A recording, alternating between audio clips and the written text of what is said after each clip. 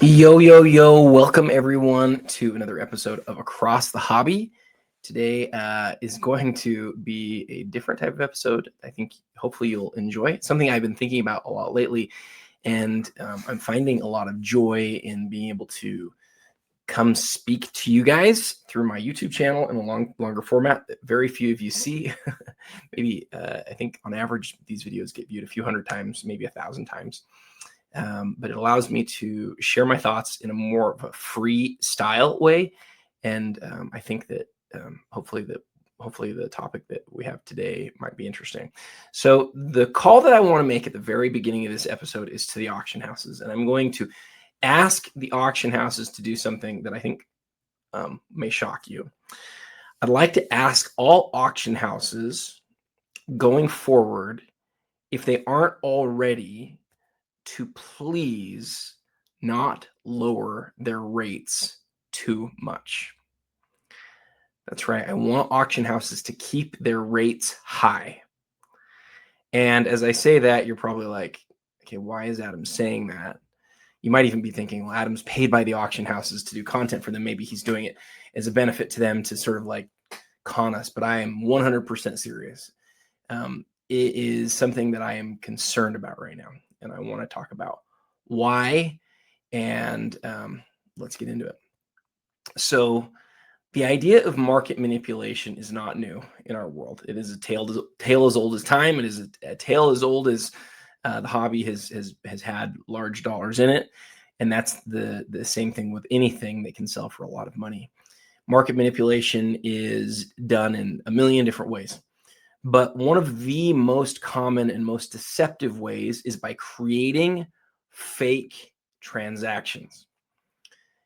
Most of us have transactions today right at our fingertips, right? Most of us have apps that provide that. Some of us have several apps that provide that information. And as I do. And we use those to determine what something is worth. But it's really problematic today. Because it's been really problematic for a long time to figure out what is real and what is not. Today, more than ever, I worry about buyers buying comps. So what does it mean to buy a comp? It's exactly what it sounds like. It's spending money so that you can have a transaction that exists out in these public places.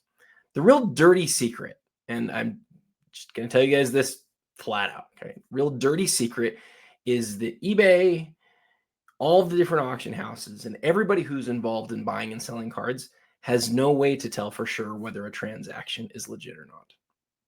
They don't. And you might think in your mind, well, as long as money is transferred, then it's a real transaction, right? No, it's not. And this is, it's nothing is, to be clear, nothing has transpired recently that has made me feel like, hey, I'm not sure if this is real. Sometimes when somebody opens their mouth in the hobby, it's like, oh yeah, this is something we totally need to be mindful of. Just to be clear, what we're talking about right now, I haven't had any moments where I'm like, see, this is different than it used to be. I'm not saying from that perspective, but there's something that's changed in the landscape that I want to get to here in a few minutes. The point is that historically, when you had, so like, let's go back in time 10 years, 15 years. Before we were all very well aware of the auction houses as we are now, we largely had eBay. And for a time, eBay had a lot larger or longer time frame of transaction history. I think at one point it was like 6 months or something like that. And then there were different ways to access previous history. And for a long time, you could actually look at what a buy it now transaction or a best offer transaction sold for. There was so much of this data.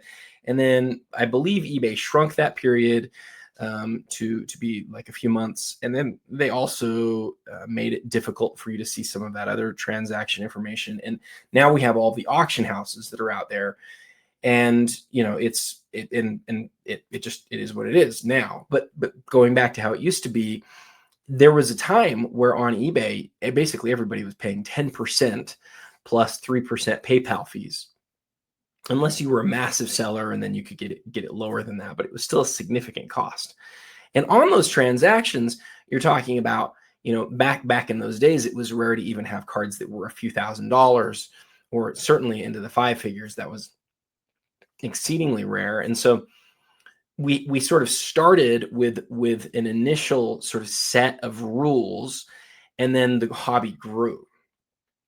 And now at this point, some of those rules have sort of been outgrown, but the only methodology that we have for determining what something is worth is to still look at those transactions. So more than ever, I think there's a concern, for me, there's a concern that people who put a lot of stock in transaction histories do so without recognizing what might be real and what might not be real. So let's talk about how somebody might buy a comp and why that might be deceptive, why they might do it. And to be very clear, this is fraud, and is like, I would guess that this is something that people should or could go to jail for, because what it's doing is deliberately and intentionally deceptive for the purposes of taking more money from people. And so whenever that happens, that is fraud. And so let's talk about, how this might happen and what it might look like. Let's say, for example, that you're holding a card. And let's say, for example, that there are 5 copies of this card in the world. Let's say you're able to acquire 3 of the copies of this card. And let's say that there are people out there who want to own this card. It's a very valuable player from a very valuable set. Everybody likes it. There's 5 of them in existence, and unbeknownst to anybody else, you have 3 copies. What could you do to be very deceptive and, again, fraud, illegal, bad? Don't do this, but let's just talk about it. What if you put that card out at an auction house? Let's say you were able to talk an auction house into a very preferential rate, a rate that is so low that when you put your card up on their platform, let's say that you could get it down to, say, 3%. So you get this card down, the rate down to 3%. And let's say, again, you've got 3 copies of it. You put it up on their auction house. And you say to yourself, I want to see that sell for X number of dollars. So you communicate with your friend. Your friend is somebody who owns another copy of this card. And you say, hey, you know what would be interesting? What if this card sold for Y? And you collude with that other friend and another friend.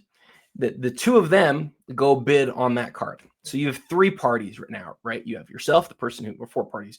You have you, the person who's selling the card, the auction house who you sent the card to, and then the 2 buyers that you sort of planted. And they go and they bid on this card, and they bid it up to a certain rate. Now you're also aware that in the market, maybe let's say for the case of this example, that there's somebody else out there who really wants this card. You have the 2 bidders place bids up into a certain point, and then you say, at that point, I want you to stop. And if somebody else outbids us and they win, then that's great, because now we've set a real comp. Real comp's an interesting word because all the bidding beforehand was not real, but the person who's paying for it is really paying for it.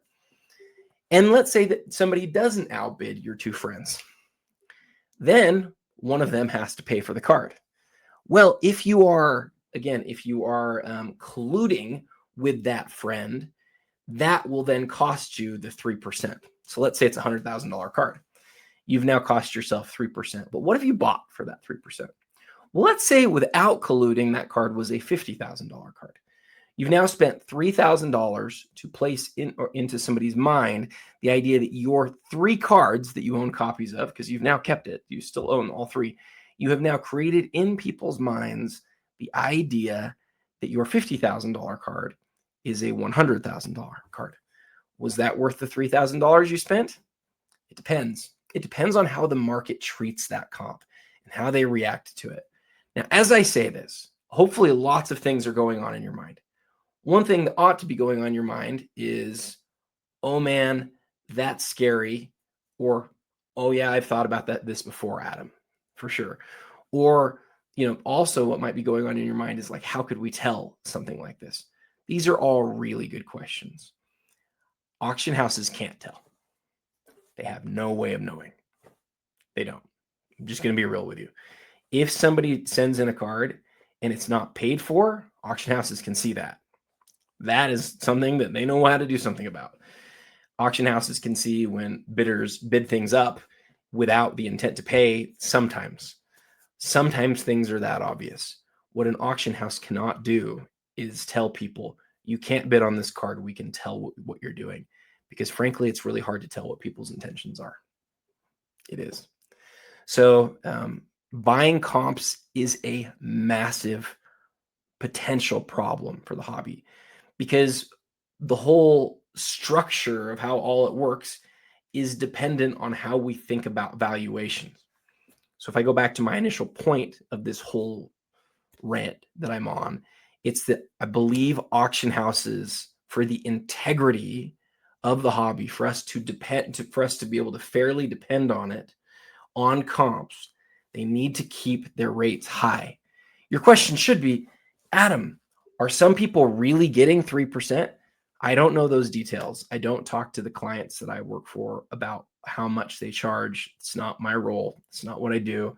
It's not what I'm going to do anytime soon. It's not my job, right? My job is to create content for the auction houses and talk about why cards are interesting to collectors, right? I have close to 40 years in the hobby at this point and have collected for a really long time. I've dealt with many of you who are watching this right now. I love cards. I'm not going anywhere. I'm very vested in the hobby, and I love cards, right? I had lots of chances to get out for amounts that would have been not only life-changing, but like really, really life-changing. And I haven't. And the reason that I haven't done that is because I love the hobby, right? And I love being part of our community. But I am nervous as I see competition out there, and I have heard rumblings that some places may offer really low rates. I think that you could even have a case where an auction house could be very well intentioned. They may say, "Well, we want to be able to give buyers the best rates, and this is how we're going to get our cards or get the cards." But I'm telling you right now, there is no way to know whether a transaction is really real 100% of the time. There's not.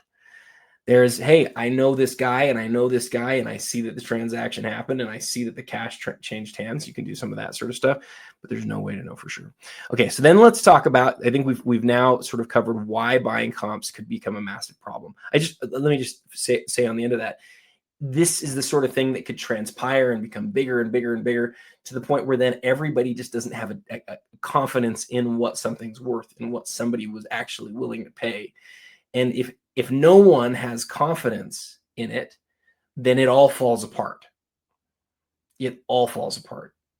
So what would happen, before I go on to the next part, which I'm really excited to get to, let me just say this. What would happen if an auction house came out and said, we're doing 1% auctions going forward? That's it. That's all you'll charge. That's all we'll charge. And every person who sells with us is going to just pay 1%. How would that change whether people would submit to them? Would people be excited about 1%? Darn right, they'd be excited about 1%. They would love that. So would they send more cards to them? Probably. Would more fake transactions happen? Probably. And when we look back after a period of time and say, how much of this can we trust? Can we trust any of it? Yes. Do I already worry about how much of it we can trust? Like all of us, I think I do. Like all of us. I look at every transaction and I say, is that real? Is that not? And that's why the majority of the stuff that I buy doesn't really have comps. It doesn't. I love collecting cards that do not transact. I love knowing, okay, I paid that because I felt like that was the right thing, and it has nothing to do with what anybody else is doing. It just has to do with what I think. So, okay, let's get on to the next point that I think that I'm excited to talk about. So I told you guys before, for those of you who've been listening for a while, when I came back from National, I said there was a topic that really dominated all elements or all areas of the National for me, and way more conversations than I believed that it would. And this was repacks. So how does repacks have anything to do with what we're talking about? Well, repacks for me are a critically important part of what we're talking about. And I think that they have an influence in a way that's really worth considering. It's new. I'm not sure if it's scary or not, but it's worth considering. So historically, I've always felt that, and I've said this a lot, that in the end, a card has to be worth something for a card to be worth something, it has to have someone who wants to own it. Always felt like this. I've talked about this for over a decade. Since I started the basketball card podcast, has been something I've been very clear on. For a card to be worth something, it has to have somebody who wants to own it. But I'm not sure that's true anymore over what's happened in the last couple of years with repacks. Repacks have changed that, and I'm still trying to figure out what it means.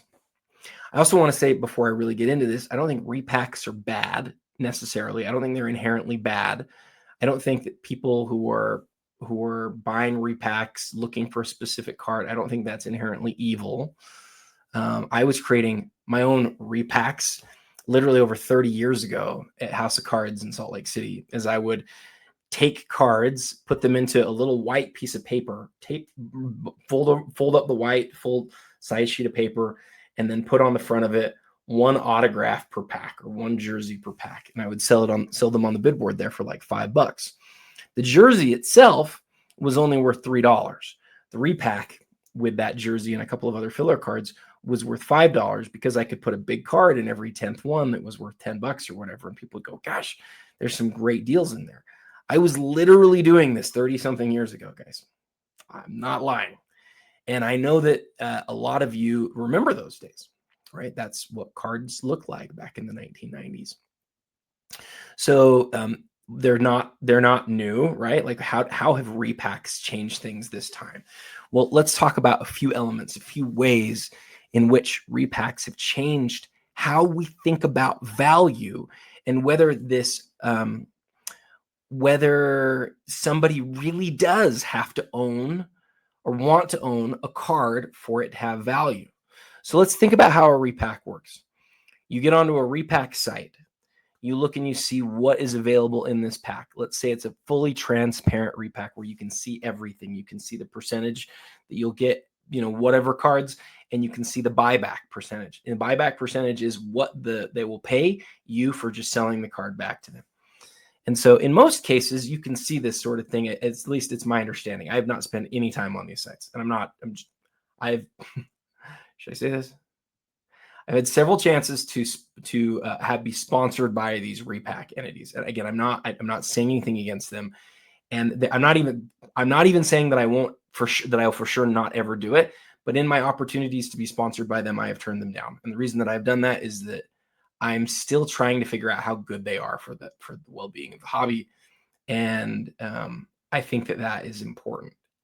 So, in my situation, you guys have to realize I do my best to try to figure out like how's this going to influence everything, and gosh, it's really hard to do. It's really, really hard to do.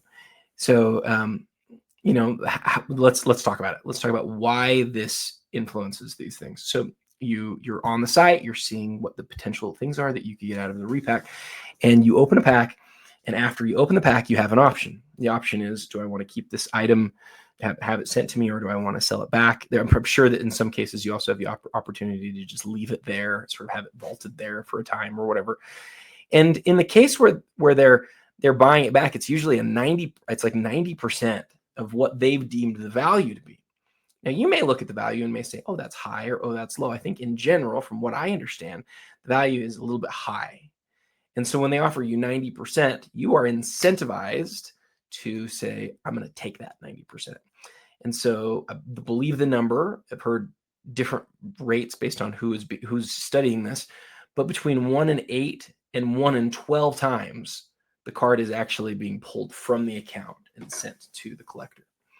So something around 90% of the time, the card is being resold, which means that the average card is being resold approximately between 8 and 12 times. And each time that's happening, they're getting their money back. So you buy the pack, you get on average less than the value than you paid for it. And then on 90% of the time, you sell that back at 90%. Do the math of how that works, how the money works on that. It is sort of this very circular, like there are some cards that are getting sold and sold and sold and sold 10 times. And that 10% is coming in every time. And the repack is yielding, like I said, an average of far less than 100% of the value that you're paying for it. So these companies are making an incredible amount of money, an incredible amount of money.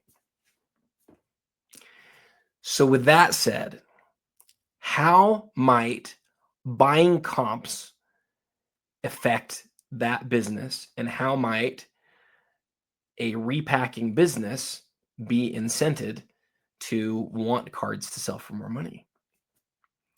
If they have cards that they're holding that are cards that you can be getting out of packs, do they want to see those cards sell for more? Yeah. Does that mean they're guilty of doing what I'm sort of indicating is possible? No, I don't know that at all in any way. It might not be worth the time for the repackaging company to go and to see the auctions that are selling and to purchase those cards or to create the fake transaction. It might not be. Again, I don't know. What I do know is that when that rate is really low and when there's another entity that's out there that's making so much money off of the gamble, off of the mystery box, let's not call it a gamble, after the mystery box opening, because everybody loves a mystery box. Everybody wants to see what's inside the mystery box. They want to find out how much money you're going to make or how much money you're going to lose. So the repacking company, when they see some of their items being sold, they have a reason to see them sell for more, right? They would like to see that. That's one way that I think might be sort of scary. That the entity needs cards, the repacking entity needs cards to place in their packs. It benefits them if those prices stay high. And they need that inventory, not because people want those cards, as evidenced by the fact that 90% of them stay there, but they need them because they need people to keep opening the packs for them to continue to make money. Does that make sense? You guys understand that? You see where it still has value. The card still has value, even though maybe there isn't somebody out there who really wants it. It still has value because the repacker wants it. And what does that mean for us in all of this and the whole hobby ecosystem? Like, I just don't know. I don't know. It reminds me, I'll tell you what it reminds me of.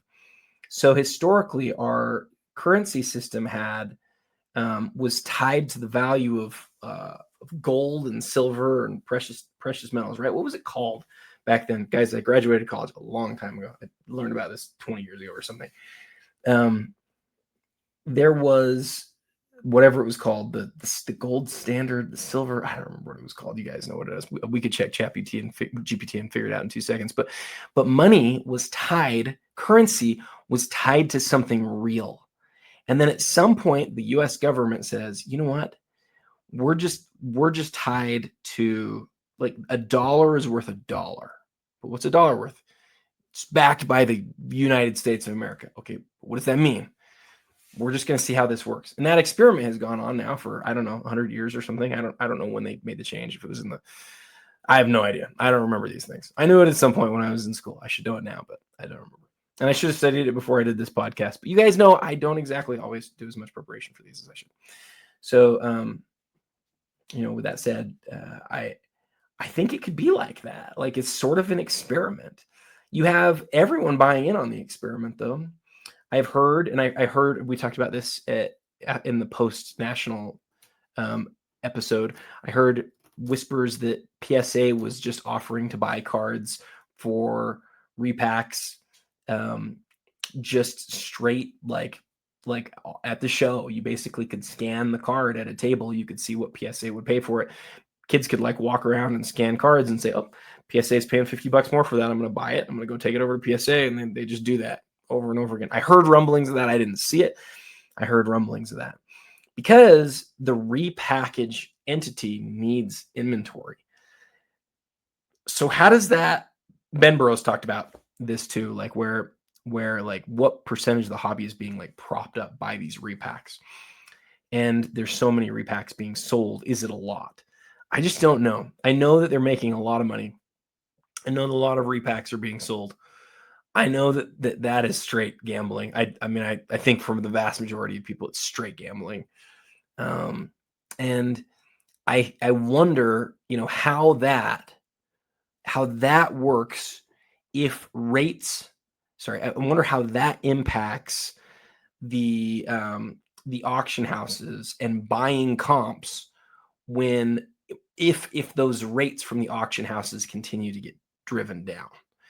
It used to be you'd call an auction house up and you'd say, "Hey, I have this huge card," and they'd say, "Sweet, we will just take 10%." And what they meant by that was, we're getting the entire buyer's premium, but you need to send us another 10% on the top of that. I was there in those days. I remember those days. That was a real thing. And then we've seen a massive change over the course of the last 5 years on that. That's just not where we are anymore. And it's a good thing that we're not there anymore, because we'd like to make it as efficient as possible. The problem with making our market as efficient as possible, though, is that then people will take advantage of that. And I'm not saying to you to go out there and do that. Frankly, if you do go out there and do that, you're sort of selling your soul in the process. You're giving up your integrity. You're giving up everything. Like, you're doing something that is wrong. To be deceptive, you shouldn't. I would like to think that people aren't deceptive, not just because they might get in trouble, but because that's actually bad. It's actually wrong. If you go out and you say, this is what it's selling for, and you know that that wasn't a real sell, you know that that was fake, you were part of creating that fake transaction, that's a massive problem. And it's something that our hobby will have to deal with forever going forward. But as I look at the landscape, and what I'm understanding right now more than ever is that these auction houses have a real role to play in whether or not we end up sort of ruined. Our whole ecosystem ends up being ruined by that. We can't drop too low. We can't, because it's impossible to know when a transaction is 100% real. Sometimes you know it's false, you know it's fake. It's very hard to tell when it's real. And we all sort of do a good job being like, hey, I know that this is real, when we don't really. Does that make sense? Hopefully that makes sense. I'd love to hear what you guys think in the comments. I'd like to, hear if you think I'm sort of up in the night, maybe worried about something I don't need to be worried about. Again, I call on all auction houses everywhere to not drop your rates too low. I would love transparency. I realize that's not going to happen completely, and I understand some of the reasons why, but there has to be a rate that we can sort of just understand, like, they can't go below. They absolutely can't go below, even for like the biggest sellers or whatever. You can't do it, because they'll take advantage of that, and evil, bad things will happen, and people will believe it. They'll believe those bad transactions. So, all right, guys, hope you guys enjoyed this. Again, leave a comment, follow, all those good stuff. And until next time, happy collecting.